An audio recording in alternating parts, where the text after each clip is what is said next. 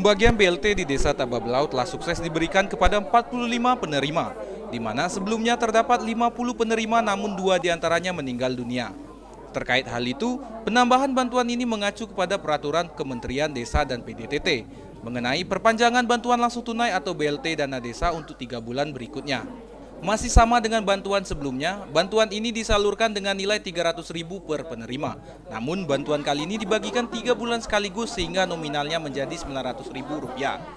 Senin 21 Desember 2020 kegiatan berlangsung kondusif di Balai Desa Tabablau yang digelar pada pukul 10 pagi waktu Indonesia bagian Barat.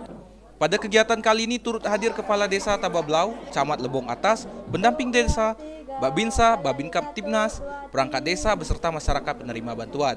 Ya, dari awal sampai sekarang nggak ada komplain. Jadi masalah pembayaran sesuai aturan. Nggak ada pemotongan sedikit pun oleh baik masyarakat, aparat desa, dan lainnya.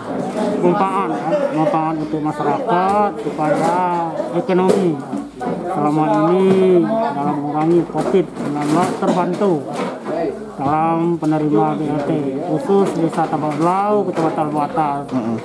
Jadi masyarakat yang penerima memang wajar, yang penerima masyarakat yang lemah ekonominya. Adapun penerimaan manfaat BLT sekarang itu akan diperhatikan lagi, akan ditinjau ulang, mungkin ada perubahan-perubahan nanti.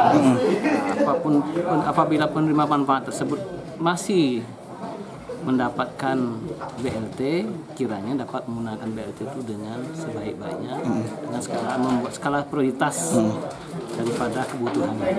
Dari Tabablau, Dimas Kintan, Lebong TV melaporkan.